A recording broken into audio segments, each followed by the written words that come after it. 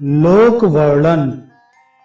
श्री सूत जी ने कहा, व्यक्त के आत्मा में अवस्थित होने पर और विकार के प्रति सहत हो जाने पर उस समय में प्रधान और पुरुष सहकर्मता के साथ अवस्थित हुआ करते हैं। तमोगुण और सत्वगुण ये दोनों समता से व्यवस्थित हुआ करते हैं।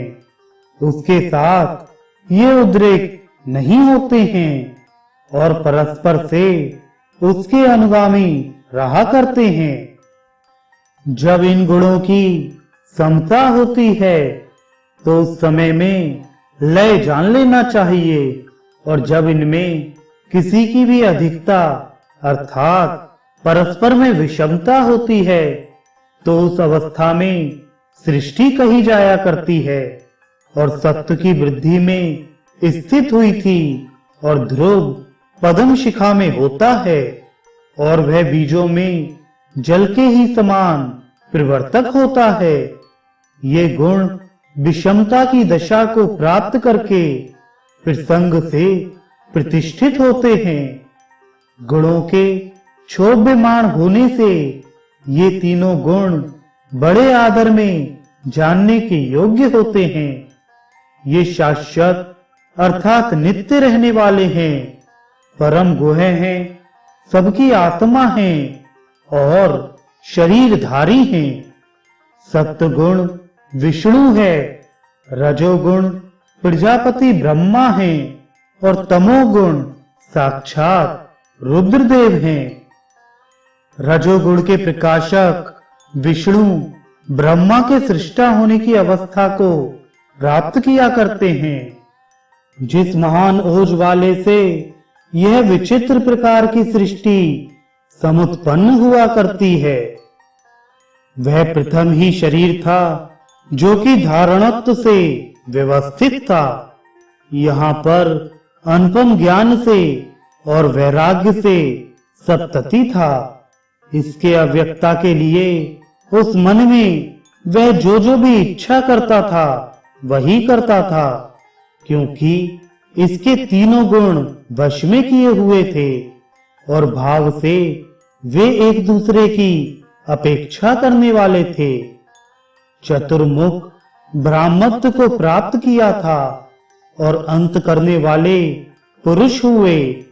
इस प्रकार स्वयंभुव की ही ये तीन अवस्थाएं थीं। ब्रह्मत्व की दशा में सब रजोगुण है और काल की अवस्था में रजोगुण और तमोगुण होता है। जब पुरुष की दशा में यह होते हैं तो तत्व गुण के युक्त होते हैं।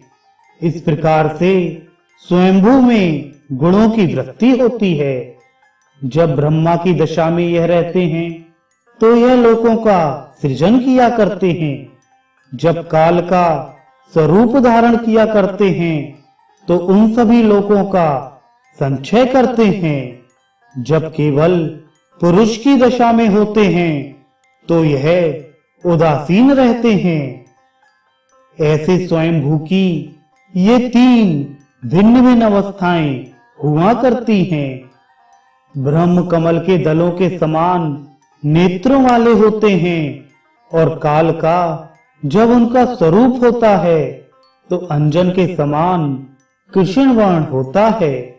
जब उदासीन पुरुष के रूप में होते हैं तो यह परमात्मा के स्वरूप से पुंडरीकाक्ष होते हैं। एक प्रकार से, दो प्रकार से, तीन प्रकार से, फिर बहुत प्रकार से योगीश्वर प्रभु अनेक शरीरों को बनाया करते हैं और बदलते रहा करते हैं। अनेक क्रिया, आकार और स्वरूप का आश्रय ग्रहण किया करते हैं और यह सब अपनी ही लीला से करते रहा करते हैं। लोक में यह तीन प्रकार वाले होकर रहते हैं। इसी कारण से इनको त्रिगुण कहा जाया जाता है। चार प्रकार से प्रवृत्त होने से यह चतुर्व्यूह कहा गया है। जिस समय में यह शयन किया करते हैं उस समय में वह अर्धांत होते हैं। प्रभु विषयों का भोग किया करते हैं। जो स्वस्थ होते हैं तब निरंतर भाव होता है, इसी से आत्मा कहा जाता है। और ऋषि इसमें सर्वगत हैं। वह शरीर में आते हैं। भगवान विष्णु सबके स्वामी हैं, क्योंकि विष्णु का सभी में प्रवेश होता है। भगवान अप्रसद भाव से नाग हैं और नाग का संश्रय नहीं होता। संप्रष्ट होने से परम हैं और देवता होने से ओम, यह स्मृति है। सबके विज्ञान होने से यह सर्वज्ञ हैं, क्योंकि यह सब में हैं, अतएव यह सर्व कहे जाते हैं। नरों में अर्थात जलों में यह स्वप्न किया करते हैं। इसी कारण से ब्रह्मा जी नारायण कहे गए हैं और अपने आप के स्वरूप को 3 प्रकार से विभक्त करके यह सकल से संप्रवत हुआ करते हैं। इन तीनों स्वरूपों से यह लोकों का सृजन, पालन और क्रम से गिरसन किया करते हैं। वही सबसे आगे हिरण्यगर्भ होते हुए स्वयं प्रादुर्भूत हुए हैं, क्योंकि यह सबसे आदि काल में होने वाले हैं। अतएव यह स्ववशी हैं, अर्थात अपने ही वश में रहने वाले हैं। ऐसा ही कहा गया है। उसी कारण से पुराणों में इनको हिरण्यगर्भ कहा जाया करता है। जो स्वयंभुव हैं वह निवृत्त का वर्णों में अग्रकाल है। इसकी परिसंख्या मनु के सैकड़ों वर्षों में भी नहीं की जा सकती है। कल्पों की संख्या से निवृत्त ब्रह्मा का प्रारब्ध कहा गया है, उतने ही में इसका वह काल है। उसके अंत में अन्य काल प्रतिबुद्ध होता है।